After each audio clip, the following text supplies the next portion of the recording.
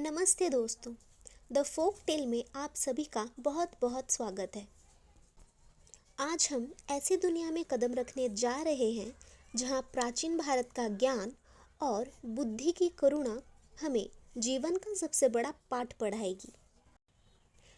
क्या आप जानते हैं कि बुद्ध के ज्ञानोदय से पहले उनके पिछले जन्मों की कहानियां हमें क्या सिखाती हैं? इन्हीं कहानियों के संग्रहों को जातक कथाएं कहा जाता है। आज से हम जातक कथाओं की एक विशेष श्रृंखला शुरू कर रहे हैं और आज की पहली कहानी है अपनक जातक। ये कहानी जातक कथाओं के पहले भाग एक निपात की सबसे पहली कथा है। ये कहानी हमें सिखाती है कि जीवन के मरुस्थल में जब मुसीबतें आती हैं तो केवल एक ही चीज़ हमें बचा सकती है और वो है हमारा विवेक और हमारी बुद्धिमत्ता। ये कहानी बहुत पुरानी है, जब बोधिसत्व एक बहुत ही बुद्धिमान और कुशल व्यापारी के रूप में पैदा हुए थे। वह अपनी चतुराई और दूरदर्शिता के लिए बहुत प्रसिद्ध थे। उनके पास 500 बैलगाड़ियों का एक बड़ा काफिला था, जिससे वह दूर दराजों के इलाकों में व्यापार करने जाया करते थे। एक बार बोधिसत्व को व्यापार के लिए एक बहुत बड़े और खतरनाक मरुस्थली यानी कि रेगिस्तान को पार करना था। ये कोई साधारण रेगिस्तान नहीं था। यहाँ की रेत आग की तरह तपती थी और यहाँ पानी का नामोनिशान ही नहीं था। उसी समय वहीं से एक दूसरा व्यापारी निकला। वो उतना होशियार तो नहीं था, मगर लालची बहुत था। दोनों व्यापारियों ने एक साथ मिलकर ये तय किया कि एक साथ नहीं जाएंगे बल्कि अकेले अकेले जाएंगे, ताकि घास और पानी की कोई कमी ना हो। लालची व्यापारी ने पहले जाने की ठानी और वो निकल पड़ा। जब उसका काफिला मरुस्थली के ठीक बीच में पहुंचा, जहां चारों तरफ केवल तपती रेत थी, तब उसने सामने से एक रथ आते हुए दिखाई दिया। उस रथ पर एक व्यक्ति बैठा था, जिसके कपड़े भीगे हुए थे, उसके बालों से पानी टपक रहे थे और उसका जो रथ का पहिया था वो मिट्टी से सना हुआ था और उसमें कमल के फूल चिपके हुए थे। वह आदमी असल में एक यक्ष यानी कि एक राक्षस था, जो भेष बदलकर यात्रियों को गुमराह करता था। उस यक्ष ने व्यापारी से कहा, अरे भाई, तुम इतना सारा पानी अपने साथ क्यों ढो रहे हो? सामने ही तो आगे जाकर बारिश हुई है, मैं वहीं से ही आ रहा हूँ। आगे थोड़ा सा और चलोगे तो घास के मैदान और झील भी हैं।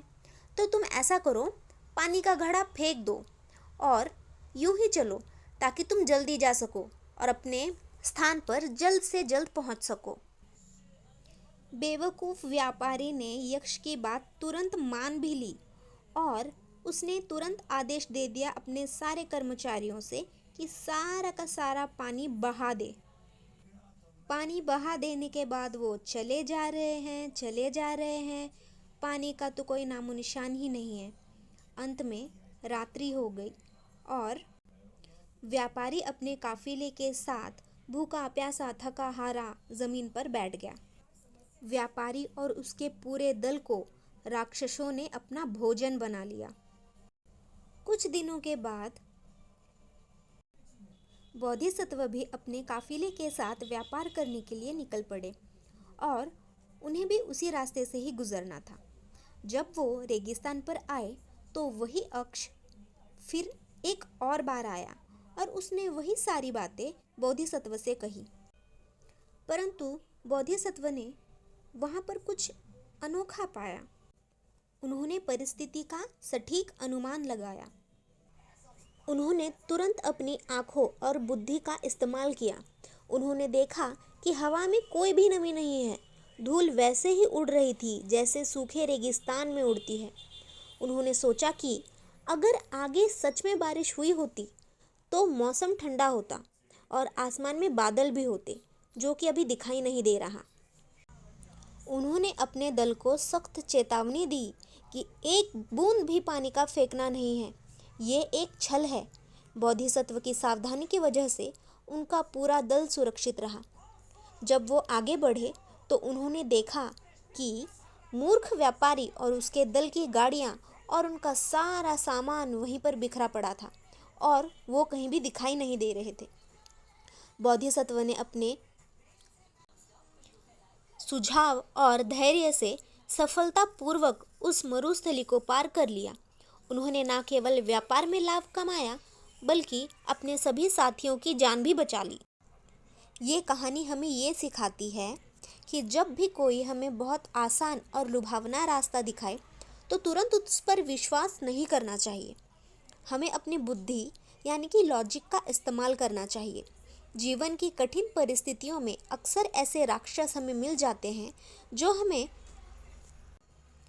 अपने संसाधनों को बर्बाद करने की सलाह देते हैं, लेकिन जो इंसान अपने विवेक पर भरोसा करता है वो सुरक्षित मंजिल तक पहुंच ही जाता है। अगर आपको बोधिसत्व की यह बुद्धिमानी भरी कहानी पसंद आई है, उद्देश्य तो इस वीडियो को लाइक जरूर करें। कहानियों के जरिए आप तक सही जीवन मूल्य पहुंचाएं।